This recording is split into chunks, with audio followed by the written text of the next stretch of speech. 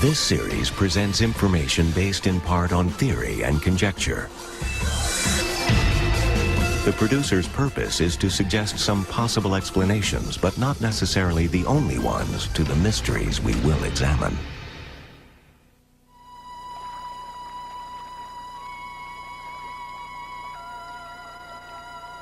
The 5th of December, 1872.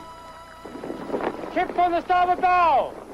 The captain of the brigantine Dei Gratia sights a ship in the Atlantic, 800 miles off the Portuguese coast. It appears to be unmanned and steering wild.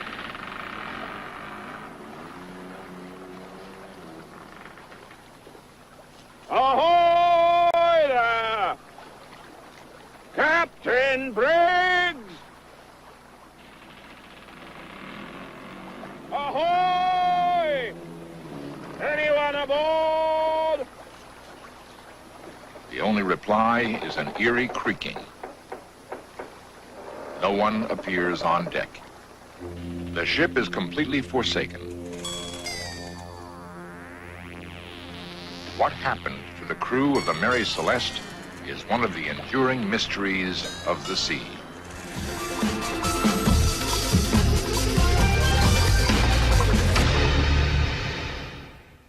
We represent the government of the United States of America. We have permission from your government to board your vessel. Today, Coast Guardsmen are accustomed to finding abandoned vessels. Stand by and prepare to be boarded. The first boarding is tense and dangerous. Nosotros tenemos el permiso de su gobierno a abordar su barco.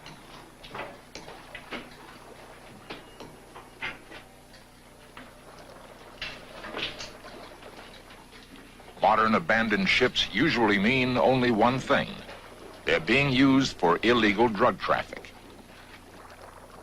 In the days of the great sailing vessels, however, derelict ships were not so easily explained, and no abandoned vessel has remained as mysterious as the Mary Celeste.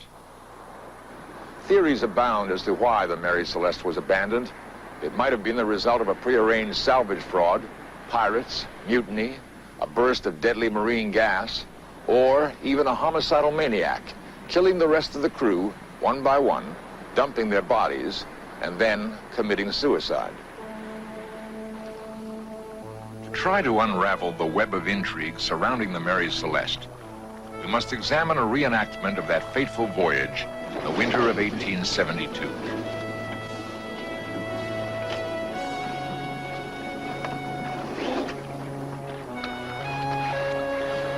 On November 2nd, in the New York harbor, the Mary Celeste completed loading her cargo, 1,700 barrels of alcohol.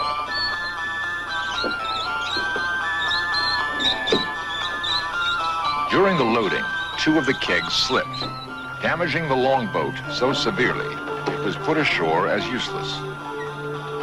A replacement could not be found, but the Mary Celeste still carried her yawl on deck. If absolutely necessary, it could accommodate the entire ship's company.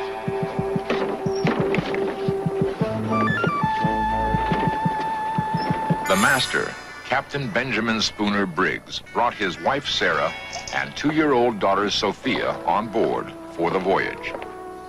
In his final letter to his mother, he wrote, "It seems real home-like since Sarah and Sophia got here, and we enjoy our little quarters. Sophia has got over the bad cold she had when she came, and has a first-class appetite for hash and bread and butter. I think the voyage will do her lots of good. Our vessel is in beautiful trim, and I hope we shall have a fine passage." To this, Sarah added, Benjamin thinks we've got a pretty peaceable crew this time, all round, if they continue as they have begun.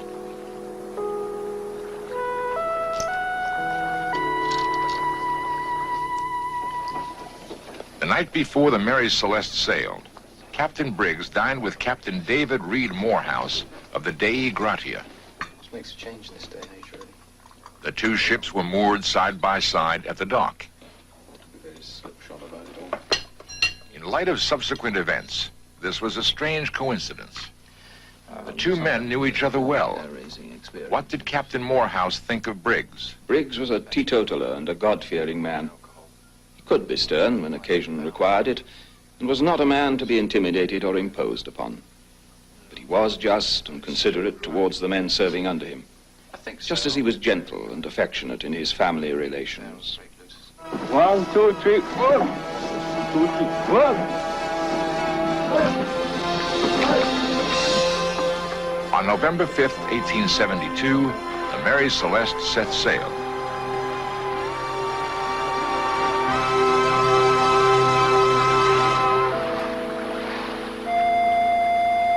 One month later, she was sighted by the Dei Gratia. The Mary Celeste was drifting, unmanned, 800 miles off the Portuguese coast. She would be sailed by a skeleton crew from the Dei Gratia to Gibraltar, where the official inquiry was held. At the British Admiralty Court, the proceedings opened with Captain Morehouse's description of his first sighting of the Mary Celeste. I reckon the way the yards were square, she was running before the wind when she was abandoned. It's possible the storm that we met at 4 o'clock that morning might have sent her round had she also met it. First time I saw her, 2 o'clock afternoon, her head was westward. The jib was trimmed on the port side, although she was on a starboard tack. She was yawing and coming up to the wind, then falling off. I judged something was amiss. I thought I saw a flag of distress at her yard, but subsequently it turned out to be a flapping sail. By 3 o'clock, we were about 350 yards off. I hailed her, but got no reply, and I couldn't see anyone on deck.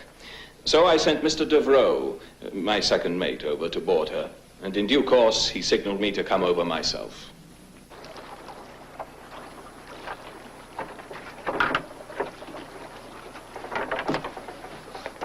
When I got on board, Mr. Devereux had already sounded the pumps, which showed she made little or no water. During the next hour, Captain Morehouse would carefully inspect every inch of the ship. The ship was perfectly sound. Her hull, masts, and yards were in good condition. Her cargo, which was barrels of alcohol, was properly stowed and hadn't shifted. But the forehatch had been lifted off.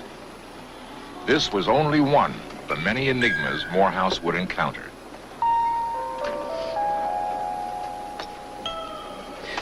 I came to the conclusion that she'd been left in a panic. The mainsail was lying loose, as if it had been run down. The lazarette hatch was also off, but there were plenty of provisions and water in there. Anybody below? The glass on the compass was smashed. Compass glass is smashed. Together, we searched the ship from stem to stern. At first, we were worried that she was a fever ship and the crew had died of cholera, but there wasn't a soul on board, nor were there any visible signs of there having been any trouble. In the forecastle, oilskins, boots, and pipes were scattered about as if abandoned in great haste, and among the dunnage were articles of value you might have supposed their owners would have taken if abandoning ship. In the galley, everything was in good order, as it would be between meals. There was no wine, beer, or spirits on board. A child's clothing and toys were strewn about. And on the table was a sewing machine with a baby's pinafore on it and a number of small items lying on the table alongside.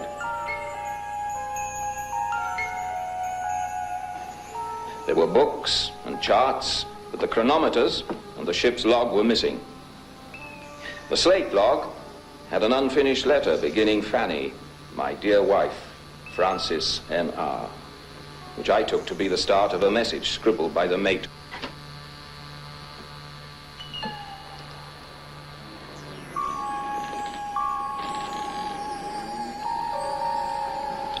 The ship's boat was missing. You could see where the boat had been lashed across the main hatch, but that was not the right place for her. There were no signs of any tackle to launch her, but we usually launched our boat from the rail with only a tow rope to secure her. I saw no remains of painter or boat's rope fastened to the rail. Captain Morehouse's observations were detailed, but they raised more questions than they answered.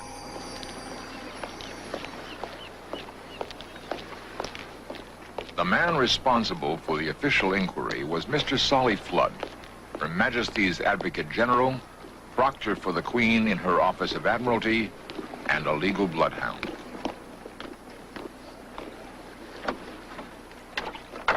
A new age of belief in science, invention, and technology was dawning. The ability to seek and find cold, hard evidence in order to solve any mystery was reaching a golden era. Was there any evidence to indicate foul play? The only facts available so far, a ship in good order, yet abandoned in a hurry. The investigation about to take place in Gibraltar would propel the Mary Celeste to her place as the most infamous abandoned ship in the history of the sea.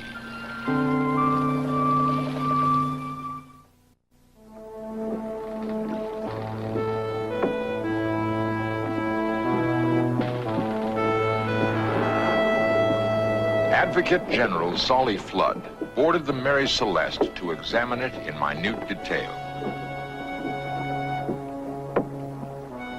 There was no appearance of fire or explosion or any other assignable cause of abandonment. She was well provisioned and it seems had encountered no seriously heavy weather. She was thoroughly sound, staunch, and strong, and in every way seaworthy and well found. But both bows had been recently cut by a sharp instrument.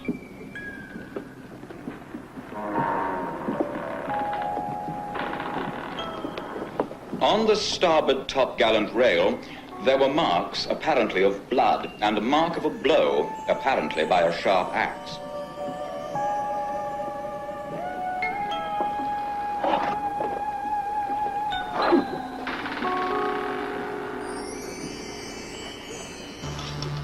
A sword appeared to me to exhibit traces of blood and to have been wiped before being returned to its scabbard.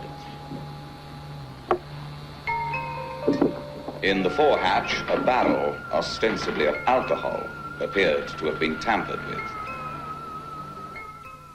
My object is to move the Board of Trade to take such action as they may think fit, to discover, if possible, the fate of the master, whose name was Briggs, his wife and child, and the crew of the derelict. My own theory, or guess, is that the crew got at the alcohol and in the fury of drunkenness murdered the master and his wife and child and the chief mate, that they then damaged the bows of the vessel so as to give it the appearance of having struck on some rocks or suffered some collision, with a view to inducing the master of any vessel which might pick them up if they saw her at some distance, not to think her worth attempting to save. And that they did, sometime between the 25th of November and the 5th of December, escape on board some vessel bound for some South or North American port or the West Indies. Was this the real story? Mutiny and murder? The Advocate General was convinced he was on the trail of a sensational crime. Soon, the story spread to the newspapers of the world and began to read like a modern detective yarn. As the inquiry proceeded, however, it became increasingly evident that the Advocate General had let his imagination run wild. Flood was later found to be wrong on almost every statement he made. The forensic tests proved that the sinister, bloody sword was really an old bayonet used to mix paints, and the blood on the rail was only rust. The final results of the inquiry cleared Captain Morehouse and the Dei Gratia crew of piracy, and in fact, the Dei Gratia was awarded a portion of the salvage value. There, the story might have ended, but for an amazing discovery 30 years later. A young apprentice sailor was sent ashore to collect some sand at St. Paul's Rocks, a tiny island in the middle of the South Atlantic. He found a skeleton propped in the shade of a rock.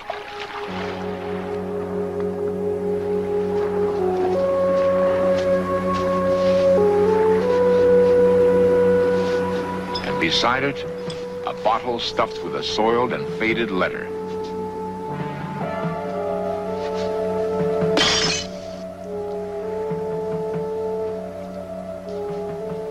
A letter which told an amazing tale. My ship struck these rocks at dawn 3 days ago. She sank immediately. Only I, of all her crew, reached the shore alive. I am dying of thirst. It has been a voyage of disaster. 3 deaths in 2 days. Then came the poison on the 7th day out. Ship helpless, and so for 3 days we lay. Knew we must ask assistance to take us to Gibraltar for crew. Early morning sighted small brig becalmed. Mate said, take her crew. Went aboard. Captain asked why we came. His wife and child were with him. We left no one on board. The brig was called Mary Celeste. Years later, this tragic letter was brought to public attention in the London Daily Express. Was this at last the real clue to the mystery of the Mary Celeste? If so, why did the young sailor wait 9 years to publish the letter? Many people doubt its authenticity. It is just one of the hundreds of theories proposed during the last century. There is a universal sailor's superstition about ships born unlucky. And the Mary Celeste lived up to that superstition.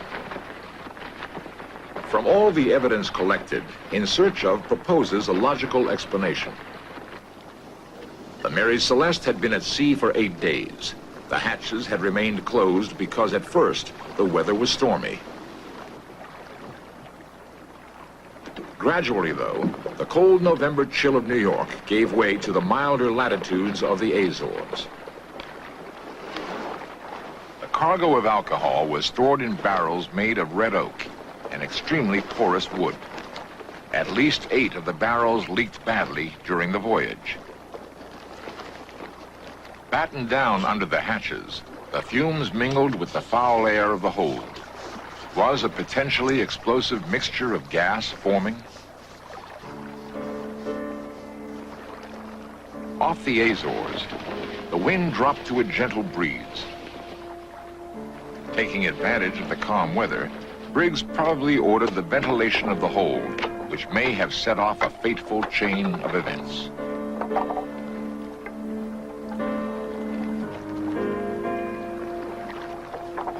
An upward rush of fumes, perhaps even an explosion. Then, steam, looking like smoke, poured out of the hatch. Abandon ship! Some of the men began to take in sail. Convinced that the ship was about to blow up, Briggs ordered the boat lowered. A sailor broke out a coil of rope as a tow line from the lazarette. Someone grabbed some tins of preserved meat. Briggs snatched up his chronometer and any of the ship's papers he could quickly lay his hands on. Feeling certain that time was of the essence, he urgently herded his family and crew to the yawl.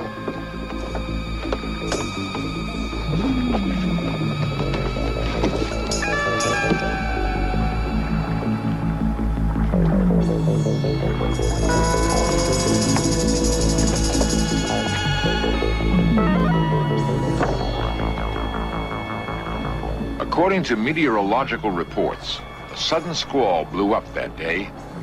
Under the impact of a violent gust, the vessel may have lunged forward with a suddenness and force which broke the improvised tow line. They may have tried to row after the Mary Celeste, or they may have turned toward the island of Santa Maria, a jagged, inhospitable coastline where a small boat and her occupants would easily be smashed to pieces in the surf.